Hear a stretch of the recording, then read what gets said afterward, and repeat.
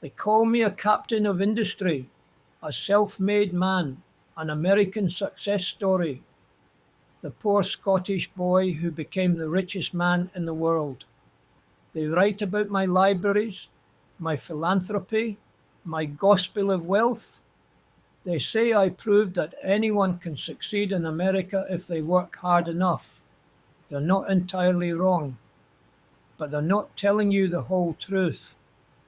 Let me tell you the truth about ambition, the ruthless truth, the part they don't put in the history books or the motivational speeches. Ambition is not noble. It's not pure. It's not about making the world better. Ambition is hunger. And hunger doesn't care who it devours on its way to being fed. I know, because I was hungry and I devoured everything in my path. I was born into poverty in Dunfermline, Scotland. My father was a weaver, a skilled craftsman, a good man, and I watched him become obsolete. The power loom arrived. Within months his skill meant nothing. His years of training meant nothing. His pride meant nothing.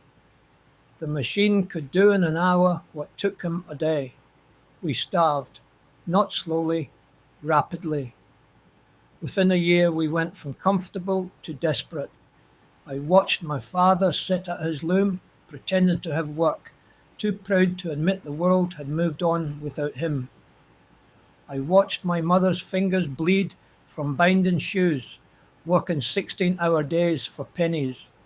I watched dignity die. I watched pride starve. I watched good people broken by forces they couldn't control. And something happened inside me. Something dark, something hungry. I made a promise to myself, a promise that would define the rest of my life. I would never be powerless again. I would never be at the mercy of forces I couldn't control. I would never watch my family starve while good men told me to be patient, to work hard, to have faith. I would take control, whatever it cost, whoever it hurt, whatever I had to become. This is where ambition is born, not in inspiration, not in aspiration, but in desperation, in hunger, in the raw animal need to survive and dominate so you're never vulnerable again. They don't tell you this in the success stories. They don't tell you that behind every empire is a scared child who decided they would rather die than be helpless again. We emigrated to America when I was 13, Pittsburgh, Pennsylvania, the land of opportunity.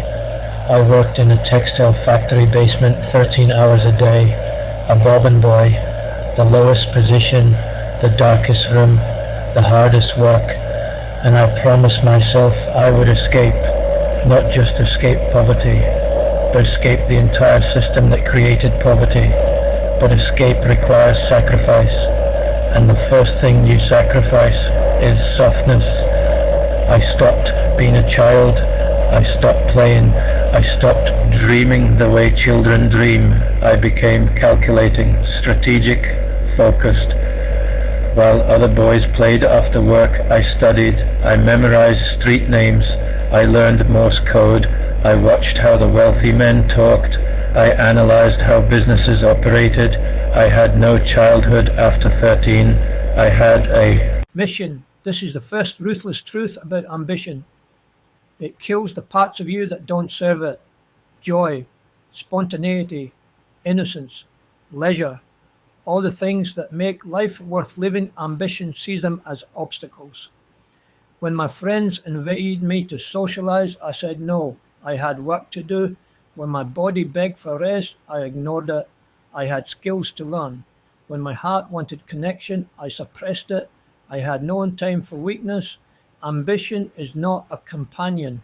It's a tyrant, and it demands everything. I became a telegraph messenger, then an operator, then a railroad superintendent. People say I climbed the ladder. That's not accurate. I climbed over people. Every promotion I received meant someone else didn't get it. Every opportunity I seized meant someone else lost it. Every time I advanced, someone else was left behind. I don't say this with pride, but I don't say it with shame either. I say it with honesty. Thomas Scott, my superintendent, mentored me. He taught me. He brought me into rooms where decisions were made. He gave me opportunities to invest. Why? Because I was useful to him. Because I made him look good. Because I solved his problems. The moment I stopped being useful, the mentorship would have ended. That's how the world works. I learned early. Relationships are transactions. People help you because you provide value, not because they care, not because they're kind, but because you're useful. This is the second ruthless truth about ambition. It turns every relationship into leverage. I built relationships with wealthy men, not because I liked them, but because they could help me. I cultivated friendships with people in power, not because we had anything in common, but because they had access I needed. I was charming when I needed to be, deferential when it served me, aggressive when it worked, humble when it helped. I became whoever I needed to be to get what I wanted. People call this networking, relationship building, political skill. Let's call it what it is, using people. And if you want to be successful, you'll use people too, not cruelly, not unnecessarily, but strategically, because no one builds an empire alone, and the people who help you build it are helping themselves. Don't confuse transaction with betrayal. I paid fair wages. I rewarded loyalty. I kept my word, but I was always calculating, always assessing, always asking, what does this person want? What can I give them? What can I get in return? That's not evil. That's ambition. That's how the game is played. And if you're not willing to play it, you've already lost. When Thomas Scott offered me a chance to invest in Adams Express Company, I had nothing. My family had nothing. We'd worked for years to buy a small house. It was our only security. Scott explained the opportunity. Freight business along the railroad lines, growing demand, strategic positioning. I saw the logic. I understood the potential, but I had no capital. So I asked my mother to mortgage the house. $500. Everything we had, every bit of security we'd built. She agreed, because she trusted me, because she believed in me, because she was willing to risk everything on my ambition. And I took that money that represented my family's entire safety net, and I bet it on a company that could have failed. If the investment had gone wrong, we would have been homeless. My mother would have been on the streets. My family would have been destroyed. And I made that bet anyway. This is the third ruthless truth about ambition. It gambles with other people's lives, not just your own. The investment worked. Thank God it worked. Adams Express paid dividends. That 500 became 1,000, then 2,000, then 5,000. But it could have gone the other way, and if it had, my ambition would have destroyed my family. You need to understand this. When you're ambitious, when you're building something, when you're taking risk, you're not just risking yourself. You're risking everyone who depends on you, everyone who believes in you, everyone who trusts you. And if you fail, they pay the price too. I succeeded, so they remember me as courageous, as visionary, as a brilliant risk taker. But if I had failed, they would remember me as reckless, as selfish, as the man who destroyed his family for his own ambition. The line between hero and villain is often just luck. I built Carnegie Steel into the largest steel company in the world. We produced more steel than all of Great Britain combined. We dominated the American steel industry. And I did it by being more efficient, more ruthless, more unforgiving than any competitor. I cut costs everywhere. I negotiated suppliers down to the thinnest margins. I pushed workers to maximum productivity. I broke strikes. I replaced workers who demanded more. The Homestead Strike of 1892. My workers wanted better wages and safer conditions. They organised, they demanded, they struck. I was in Scotland when it happened. My partner Henry Clay Frick handled it. He brought in Pinkerton guards. Violence erupted. People died. I could tell you I didn't know that Frick acted without my approval, that I was shocked when I heard the news. But that would be a lie. I knew what kind of man Frick was. I put him in charge because I knew he would do what I couldn't be seen doing. I created the system. I set the priorities. I demanded the efficiency. The blood is on my hands. Even if I wasn't there, even if I didn't give the order, I created the conditions that made violence inevitable. This is the fourth ruthless truth about ambition. It requires you to do things that will haunt you. There are moments in every ambitious person's journey where you have to choose between morality and success, between conscience and competition, between being kind and being ruthless. And if you want to win, you choose ruthless every time. I'm not proud of this, but I'm not going to lie about it either. I paid my workers less than they deserved because paying them more would have reduced my margins. I pushed them harder than was safe because efficiency required it. I fought their unions because unions threatened my control. I told myself it was business, just business, nothing personal, market forces, competition, survival. But those are just words we use to make cruelty feel logical. The truth is simpler. I chose profit over people. I chose efficiency over humanity. I chose my ambition over their well-being, and Carnegie Steel became the most valuable company in the world. But here's what they don't tell you about ambition. Here's what you don't realize until it's too late. Ambition isolates you. It separates you. It turns you into something other than human. By the time I was 50, I was the richest man in America. I had more money than I could spend in 10 lifetimes. I had power. I had influence. I had everything I thought I wanted, and I was alone.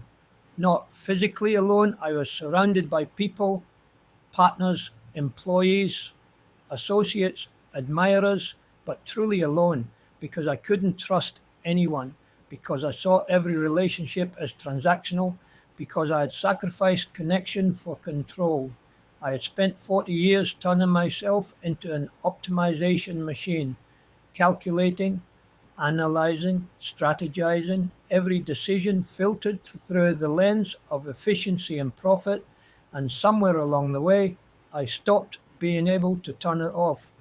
I stopped being able to connect with people as people rather than as resources or obstacles or opportunities. This is the fifth ruthless truth about ambition. It transforms you into something you never intended to become.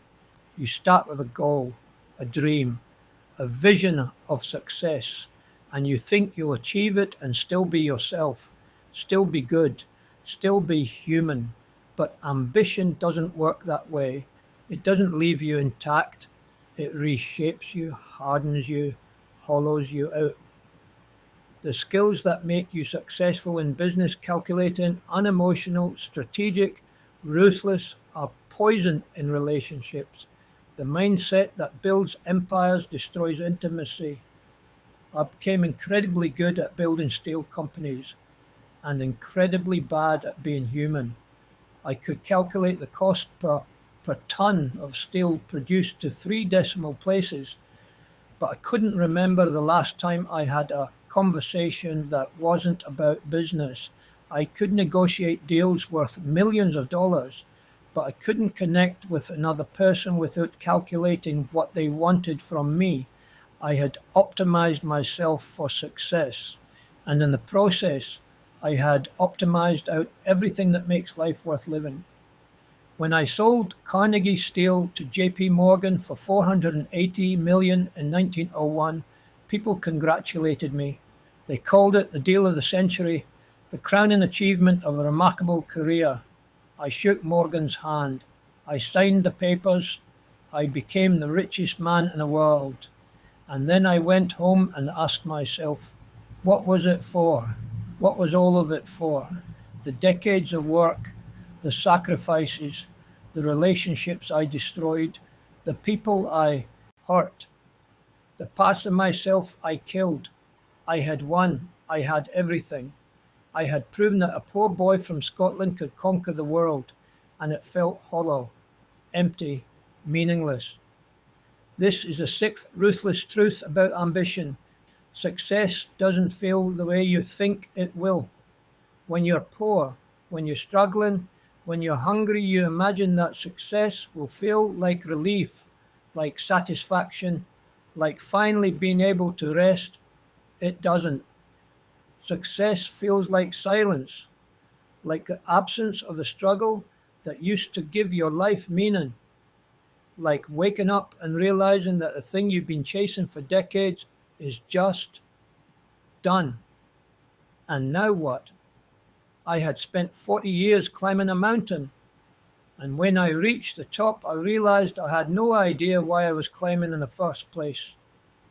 The hunger that drove me, the desperate need to never be powerless again, was satisfied, but it left nothing behind except emptiness.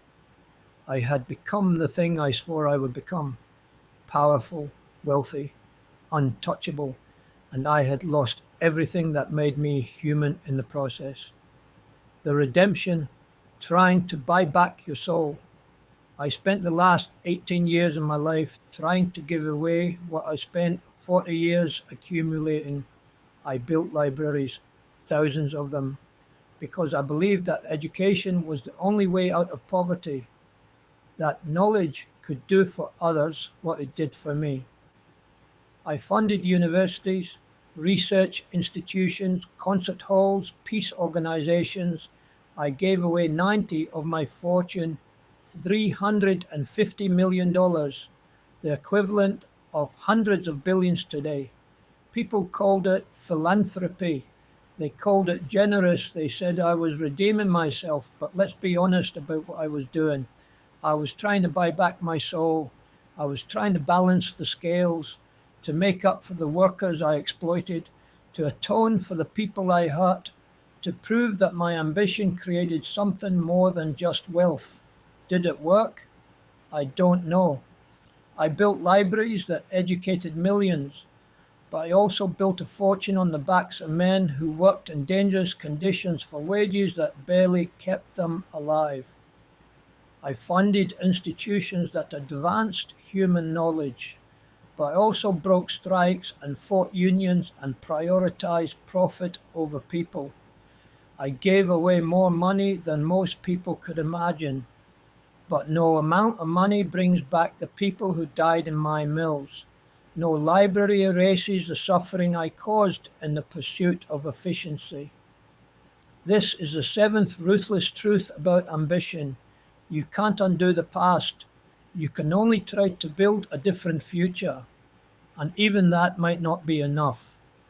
If I could go back, if I could talk to that 13-year-old boy in the factory basement, hungry and scared and desperate to escape, what would I tell him? Would I tell him not to be ambitious, not to fight, not to climb? No. Because ambition saved me. Ambition pulled me out of poverty. Ambition gave me options I never would have had otherwise. But I would tell him this: ambition is a tool, not an identity. Use it to escape poverty. Use it to build security.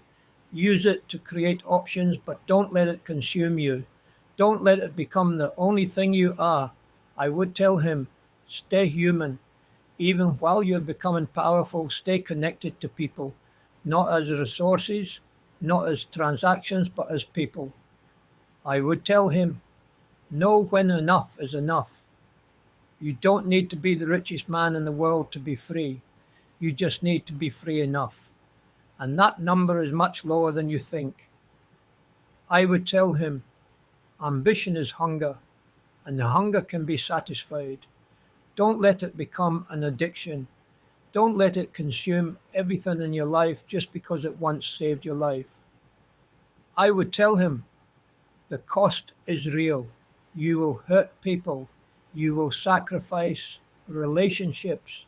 You will lose parts of yourself. And those losses are permanent. You can't get them back. No amount of success compensates for them. But I don't know if he would listen. Because when you're that hungry, when you're that desperate, when you're that scared, you're not thinking about balance. You're thinking about survival. And survival requires ruthlessness. At least that's what it feels like in the moment. So let me ask you the question I've been asking myself for the last 20 years of my life. Is ambition worth it? Is it worth sacrificing relationships? Is it worth hurting people?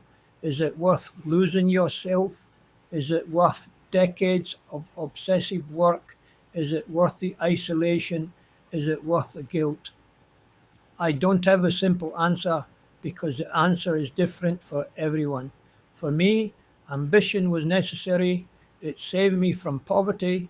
It gave me power. It created opportunities for millions of people through the jobs I created and the institutions I funded. But it also destroyed parts of me that I can never get back. It cost me relationships. It cost me peace. It cost me parts of my conscience. Was it worth it? Some days I think, yes, I changed the world. I built things that mattered. I proved that a poor boy could rise. Other days I think, no, I hurt people. I prioritized profit over humanity. I built an empire and lost my soul in the process. The truth is probably somewhere in between. The truth is probably that ambition is like fire. Incredibly useful, incredibly dangerous. It can warm you or it can burn you. It depends on how you use it. Let me tell you the ruthless truth about ambition. The truth no one wants to hear.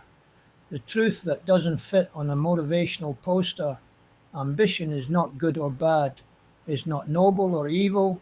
It's just powerful. It will take you places you never imagined you could go. It'll help you build things you never thought you could build. It'll give you power you never thought you could have. But it will also cost you in ways you can't predict, in ways you won't see coming, in ways that might not become clear until it's too late. It will cost you softness. It will cost you innocence. It will cost you the ability to see people as anything other than resources or obstacles. It will cost you relationships. It will cost you time. It will cost you peace. And you have to decide before you start, before you commit, before you let ambition take control of your life, whether you're willing to pay that cost. Because once you start, once you feed the hunger, once you taste success, it's almost impossible to stop. Ambition becomes addiction. Achievement becomes identity. Success becomes the only way you know how to measure your worth. I built the largest steel empire in the world. I became the richest man alive. I proved that anything is possible with enough ambition. But I also lost things that can't be measured in dollars, things that can't be replaced, things that I didn't even know I was losing until they were gone. So yes, be ambitious, climb, build, fight, escape whatever trap you're in. But remember that ambition is ruthless. It doesn't care about you. It doesn't care about your relationships. It doesn't care about your humanity. It only cares about winning. And it will use you up if you let it. I'm telling you this from the other side, from the place where ambition led me, from the top of the mountain that took 40 years to climb. And I'm telling you that the view from the top is not what you think it is. It's not triumphant, it's not satisfying, it's not peaceful. It's lonely, it's complicated, it's haunted by the choices you made on the way up. But it's also powerful, it's free, it's full of possibility. The question is not whether to be ambitious. If you're listening to this, you're already ambitious. You already have the hunger. The question is, what kind of ambitious person will you be? Will you be ruthlessly ambitious, destroying everything in your path to reach the top? Or will you be strategically ambitious, knowing when to push and when to preserve? Will you sacrifice everything, relationships, humanity, peace for success? Or will you try to build success without destroying yourself in the process? I chose the ruthless path. I won. But I paid a price I didn't fully understand until it was too late. You might make different choices. You might find a way to be ambitious without being destructive. You might build an empire without losing your soul. I hope you do. Because the world needs ambitious people. It needs builders. It needs people willing to fight and climb and create. But it also needs those people to stay human, to remember that success isn't just about what you build. It's about who you become while building it. I was a poor Scottish boy who became the richest man in the world. I built an empire that changed America. I proved that ambition can take you anywhere. But I also proved that ambition is ruthless, that it costs, that it changes you in ways you can't control. The ruthless truth about ambition is this: it will give you everything you want and it will cost you everything you are. And you have to decide whether that trade is worth it. I made my choice. I lived with the consequences. I tried to redeem what I could. Now you have to make your choice. Choose carefully. Choose consciously. Choose knowing that ambition is not your friend. It's a force. And forces don't care about you. They just move, and they'll take you with them if you let them. I let them take me to the top of the world and to the bottom of myself. That's the ruthless truth about ambition. Now you know